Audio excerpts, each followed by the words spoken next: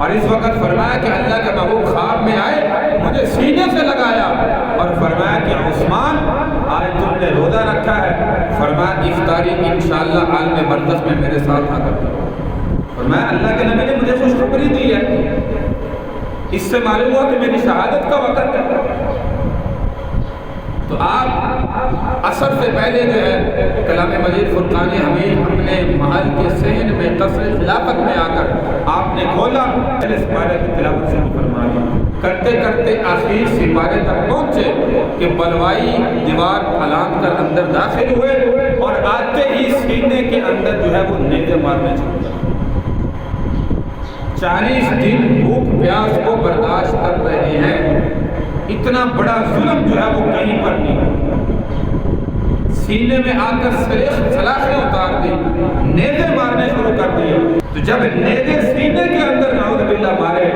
خون کے فوارے نکلے، کلام مجید کی اس آیت مبارکہ پر فَسَيَكْفِيكَهُمُ اللَّهُ وَهُوَ السَّمِيعُ الْعَلِيمُ کہ ان قریب ہمیں اللہ جو ہے وہ کافی ہے، وہ سننے والا بھی ہے، جاننے والا بھی ہے۔ اس لیے فرمایا کہ آخرت میں کسی کی شہادت کی گواہی احد کا میدان دے گا، کسی کی شہادت کی گواہی بدر کا میدان دے گا، کسی کی شہادت کی گواہی کوئی میدان دے گا۔ حضرت عثمان غنی رضی اللہ تعالیٰ واحد شہید ہے جن کی شہادت کی گواہی آخرت میں اللہ کے دربار میں اللہ کا قرآن چھوڑے گا۔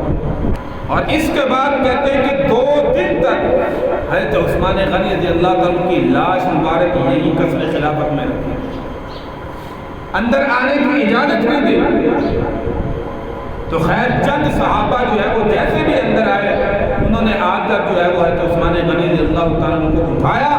اور جو ہے وہ رات کے وقت آپ کا جنازہ جنت البقیع کے اندر آپ نے، اور جنت البقیع کے اخیر کے اندر حضرت عثمان غنی رضی اللہ تعالیٰ عنہ کی قبر مبارک بنائی، وہاں پر آپ کو دفن کیا اور چند دن تک وہاں پہ پیدا رکھا کہ کہیں یہ باغی حضرت عثمان غنی رضی اللہ تعالیٰ کو قبر سے نکال کر بے حرمتی نہ کرے۔